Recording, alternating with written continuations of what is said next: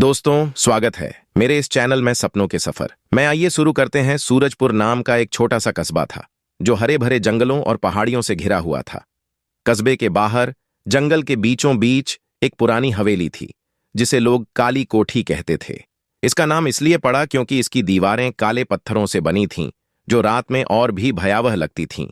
गांव वालों का मानना था कि काली कोठी में एक खतरनाक आत्मा बसती है, कमला देवी की, जो 100 साल पहले वहां रहती थी। कहा जाता था कि कमला देवी एक जादूगरनी थी जिसने अपनी शक्तियों से गांव वालों को डराया था। उसकी मृत्यु के बाद हवेली में अजीब अजीब घटनाएं होने लगीं। रात में चीखें, दीवारों पर खरोंच के निशान और ठंडी हवा के झोंके। कोई भी उस हवेली के पास जाने की हिम्मत नहीं करता था। 18 साल का विक्रम, जो हमेशा से रहस्यों को सुलझाने का शौकीन था, और उसकी छोटी बहन 15 साल की रिया, जो थोड़ी डरपोक लेकिन जिज्ञासु थी, ने ठान लिया कि वे काली कोठी का रहस्य खोलेंगे। उनके दोस्त राहुल, जो तकनीक का दीवाना था, भी इस साहसिक काम में शामिल हो गया। एक ठंडी नवंबर की रात जब कोहरा जंगल को ढक रहा था, तीनों ने अपने बैग में टॉर्च, रस्सी, कैमरा और कुछ खाने पीने का सामान डाला और काली कोठी की ओर चल पड़े।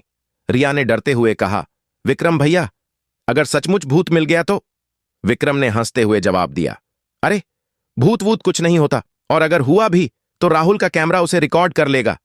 राहुल ने अपनी डिजिटल कैमरा दिखाते हुए कहा, हां, अगर भूत दिखा तो मैं उसे वायरल कर दूंगा। काली कोठी का मुख्य दरवाजा विशाल और जर्जर था। जैसे ही विक्रम ने उसे धक्का दिया, एक भयानक चरमराहट के साथ वह खुल गया। अंदर का माहौल ठंडा और नम था, और हवा में पुरानी किताबों और सड़ते लकड़ी की गंध थी। दीवारों पर मकड़ियां अपने जाले बुन रही थीं और छत से पानी की बूंदें टपक रही थीं। राहुल ने अपनी टॉर्च की रोशनी चारों ओर घुमाई।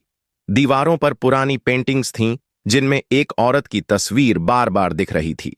लंबे काले बाल, गहरी आंखें और चेहरे पर एक रहस्यमयी मुस्कान। रिया ने फुसफुसाते हुए कहा, यह जरूर कमला देवी है। तभी हवेली के ऊपरी मंजिल से एक तेज आवाज आई, जैसे कोई भारी चीज गिरा हो।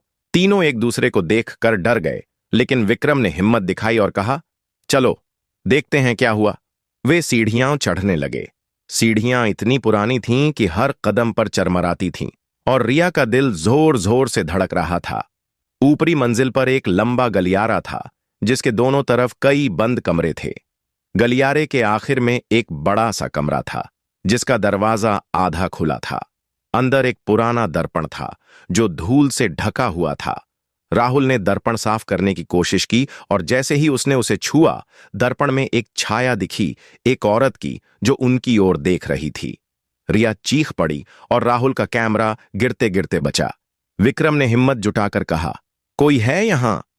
तभी हवा में एक ठंडी सांस महसूस हुई और एक धीमी डरावनी आवाज गूंजी, मेरी किताब ढूंढो, मेरी किताब। तीनों सहम गए, लेकिन विक्रम ने सोचा कि शायद इस आवाज में कोई सुराग है। उन्होंने कमरे की तलाशी शुरू की। एक पुरानी अलमारी के पीछे उन्हें एक गुप्त दरवाजा मिला जो तहखाने की ओर जाता था। तहखाने में अंधेरा इतना घना था कि टॉर्च की रोशनी भी कम पड़ रही थी। वहां एक पुराना संदूक था जिस पर जटिल नक्काशी थी। संदूक में एक मोटी चमड़े की बंधी किताब थी जिसके पन्ने पीले पड़ चुके थे। किताब का नाम था कमला का जादू।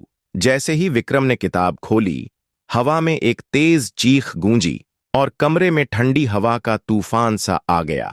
किताब के पन्नों पर लिखा था कि कमला देवी ने अपनी जादुई शक्तियों को इस किताब में कैद किया था ताकि कोई गलत इंसान इसका इस्तेमाल न कर सके। लेकिन उनके भतीजे रुद्र ने किताब चुराने की कोशिश की थी, और कमला ने अपनी आखिरी सांस में किताब को श्राप दे दिया, जो भी इसे गलत इरादे से छुएगा वह उनकी आत्मा का गुलाम बन जाएगा। किताब में यह भी लिखा था कि श्राप तभी टूटेगा जब कोई सच्चे दिल से किताब को गांव के मंदिर में पुजारी को सौंप देगा। रिया ने डरते हुए कहा, भैया, हमें यह किताब मंदिर ले जानी चाहिए। लेकिन तभी तहखाने का दरवाजा अपने आप बंद हो गया और एक काली छाया उनके सामने प्रकट हुई। कमला देवी की आत्मा। उसकी आंखें लाल थीं और आवाज में गुस्सा, तुमने मेरी किताब चुराई। विक्रम ने हिम्मत दिखाई और कहा, हम चोर नहीं हैं, हम आपकी किताब मंदिर ले जाएंगे ताकि आपकी आत्मा को शांति मिले। छाया थोड़ी देर रुकी, जैसे वह उनके इरादों को परख रही हो। फिर वह धीरे धीरे गायब हो गई और तहखाने का दरवाजा खुल गया। तीनों ने किताब को सावधानी से बैग में रखा और हवेली से बाहर निकले। सुबह होते ही वे गांव के मंदिर पहुंचे और पुजारी को सारी बात बताई। पुजारी ने किताब को विशेष पूजा के साथ मंदिर के गर्भगृह में रखा। उस रात गांव वालों ने देखा कि काली कोठी की ओर से एक सुनहरी रोशनी निकली और आसमान में गायब हो गई।